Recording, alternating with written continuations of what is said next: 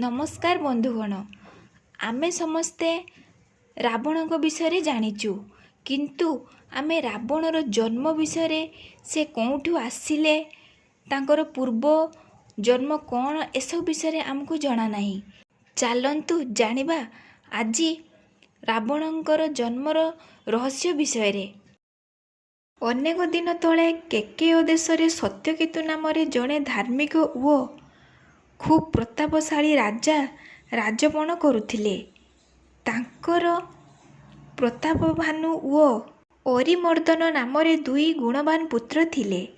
राजा सत्यकेतु किछि काल परे ज्येष्ठ पुत्र प्रतापभानु को राज्यभार अर्पण करी सन्यास व्रतरे बण को बाहरी गले। पितांक प्राय प्रतापभानु धर्मरे प्रजा पालन कले। राजा प्रतापभानुंकर विज्ञ मंत्री थिले धनरुचि। धनरुचिंक सुमंत्रणारे प्रतापभानुंक सुशासन चलीथिला। तांक राज्य रे कौनसी दुख दैन्य नथिला, समस्ते सुखरे काल काटुथिले। दिने राजा विंध्याचलर घंच अरण्य रे पारिधि करुथिबा बेले एक बराह को देखी ता पछरे धनुर्बाण धरी धावित हेले। बराहटी दौड़ी दौड़ी जाई गोटिए गुंफा भितरे पशिगला। राजा बराह पछरे गड़ाई गड़ाई तृषित होई पड़िले ओ जल खोजी खोजी जाई एक आश्रम निकटरे पहुँचीथिले। सेही आश्रम रे जड़े मुनि बास करुथिले। से आगरु जड़े राजा थिले ओ प्रतापभानुंक ठारू पराजित होई बण को पलाई जाई कपट तपस्वी बेशरे सेही आश्रम रे रहुथिले। से राजा प्रतापभानुंकु देखिबा मात्रे चिन्हि नेले। राजा तांकु नमस्कार कले। तृषार्थ राजांक से एक जलाशय निकट को नहीं गले। सेठारे राजा तृषा निवारण करी ओ स्नान सारी आश्रम को फेरी आसिले। तपस्वी तांकु पचारिले, मु आपणक ठारे जणे चक्रवर्ती राजार सबु लक्षण देखि पारुछि। आपण ए बनरे काहेकि बुलुछंती? राजा तांकु परिचय देई मृगया उद्देश्य रे वन को आसीथिले बोली कहिले। संध्या होई आसुथाए, एणु मुनि तांकु आश्रम रे रात्रि यापन करने को कहिले। राजा तांकर आतिथ्य ग्रहण कले, किंतु छद्म तपस्वी तांको पूर्व कथा स्मरण करी मने मने क्रुद्ध हेउथिले। राजा मुनिको आतिथेयतारे अत्यंत मुग्ध होई तांकर प्रशंसा करने को लागिले। तपस्वी निज परिचय देई कहिले, हे राजा, मोर नाम एकतनु। सृष्टि आरंभ रे मोर जन्म। मु सेही दिनरु आउ अन्य तनु धारण करि नथिबारु मो नाम एकतनु होइछि। मो तपबल रे एहा संभव होइछि। मोर अज्ञात बोली किछि नाही। मु आपणकु मध्य चिन्हिछि। आपण धर्मप्राण राजा सत्यकेतुंक पुत्र प्रतापभानु। एपरी कथा सबु शुणी राजा मुनि को प्रणाम करी कहिले, हे मुनि, जदि आपण प्रसन्न होइछंती ताहेले मते एही वर दियंतु। निष्कंटक होई मु जेपरी शतकल्प पर्यंत प्रजा पालन करे। तपस्वी कहिले, तुमर मनस्कामना निश्चय पूर्ण हेबो।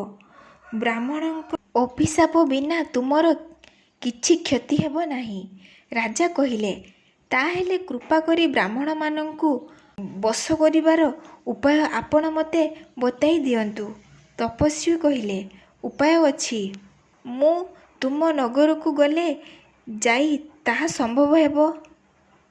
तुम भवन रे मु रही अन्न पाक करिबी। तुमे सेही पाकान्न को ब्राह्मण मानंकु परिवेश करिवो। क्लांत राजा तपस्वी को आश्रम रे सोई पड़िले।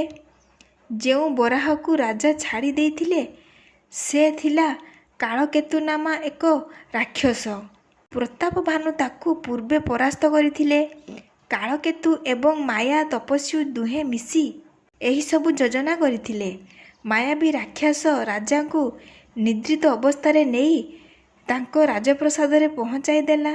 से पुणी तपस्वी को पुरोहित रूपे नहीं सेठारे एक गुंफारे रखिदेला। राजा सकाळु उठी देखिले ସେ ନିଜ ଭବନରେ ଅଛନ୍ତି।